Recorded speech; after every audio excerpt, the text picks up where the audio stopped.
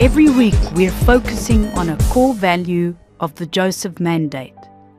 And our challenge is to go out in the week and practice it. So it's a pleasure to speak to you about the core value for the week ahead. Humility. We see in Proverbs 11 verse 2, "When pride comes, then comes disgrace, but with humility comes wisdom." Humility is easy to talk about, but it's harder to live out daily. It feels like something that should come to us naturally, a value that we were all raised with. But when we reflect, do we truly live it out? Sometimes we think pride only looks like arrogance, but pride can also hide in hurt, offense, control, stubbornness, self-protection, or always needing to prove ourselves.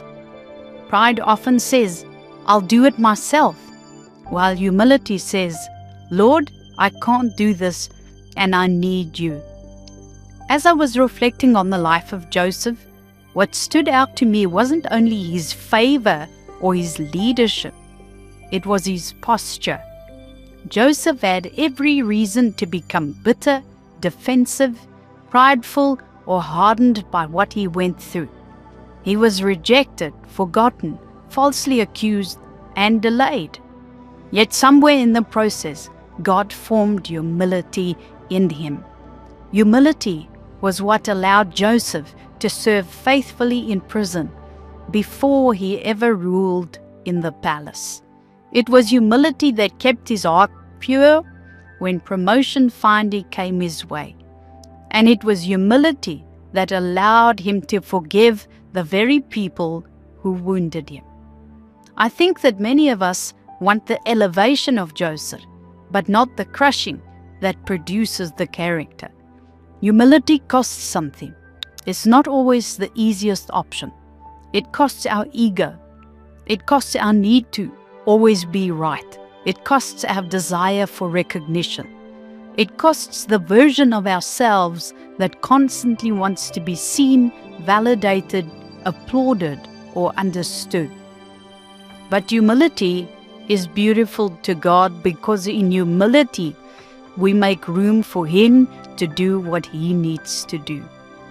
This week our challenge is to go out and live humility in a practical way, right where God has placed us. And these are some of the practical ways that we can do it. Apologizing first, choosing silence instead of reacting, serving when nobody else notices, forgiving without receiving an apology, admitting when we are wrong, asking for help, surrendering control, or simply spending time with God and allowing Him to search our heart honestly. I believe that some of the deepest spiritual growth happens in hidden places where nobody claps for us, but God sees everything. Because at the end of the day, humility is not a weakness. Humility is complete dependence on God.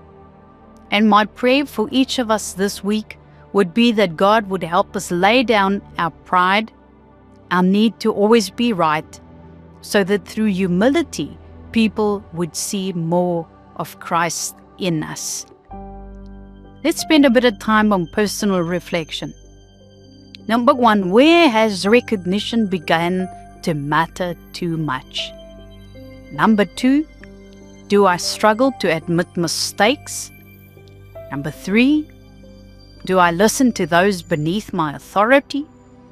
And number four, would those closest to me describe me as approachable?